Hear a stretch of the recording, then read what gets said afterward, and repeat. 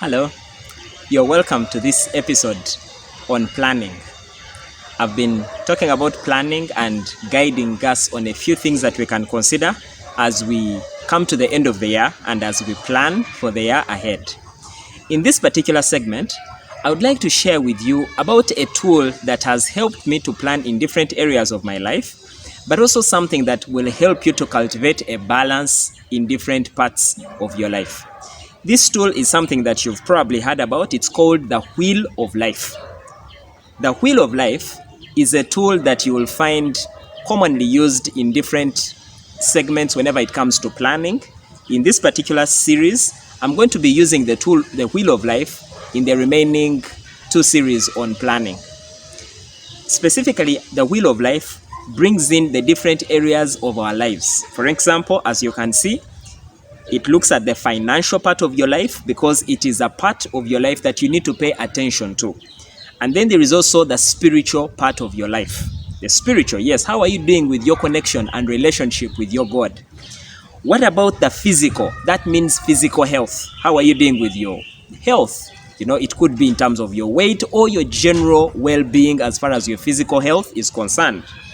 The other part is the intellectual. The intellectual now deals with the mind. And that simply means paying attention to some things that can help you to become a better person as far as your mind is concerned. Because as a man thinks in his heart, so is he. So improving the state of your mind will help to increase or improve the quality of your results. And then we shall also, it's also good to pay attention to the part of your life which is represented in the Wheel of Life as family.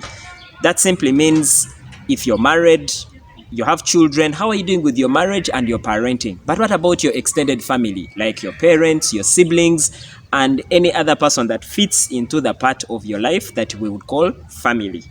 Then we also have the social.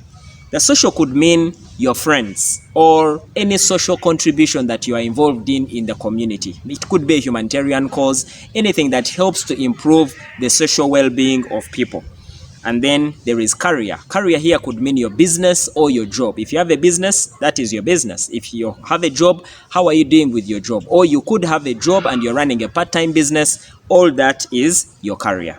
So that is the Wheel of Life. And what I would like us to do is I would like you to take it up and look at it from an individual point of view. So take, for example, I would encourage you to draw it as you see it on the screen. Draw it out maybe in your book or on your piece of paper. And then go ahead and do some little bit of evaluation. And here is the evaluation. With the center of the wheel as a 0. So if that right in the middle is a 0, and then with the outer edge as an ideal 10, whereby, for example, if you think you're doing well in a particular area, then you could give yourself maybe an 8, so the ideal is 10.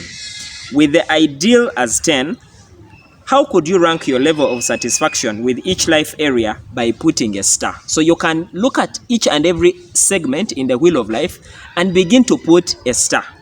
An example is right there.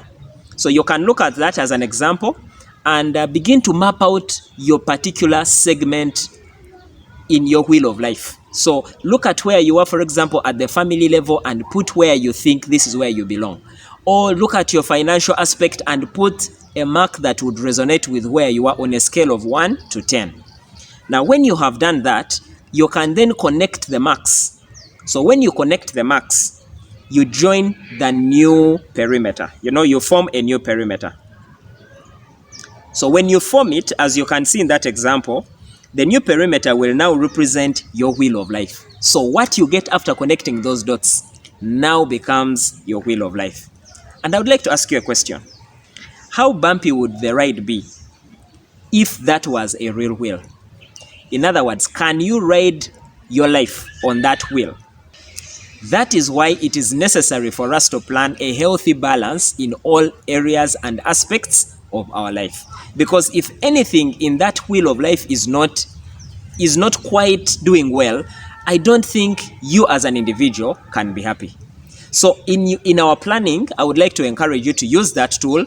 Go and look at it from an individual perspective, assess yourself, evaluate yourself, and see where you stand. And then in the final series that I will be doing in the next video, we shall look at each and every segment and see how we can improve in the different parts of our life. So thank you so much. Take that tool, do some evaluation, do some self-analysis. See you in the next video as we begin to work out each and every segment and see how to plan for it in the year ahead. Thank you for watching and see you in the next video.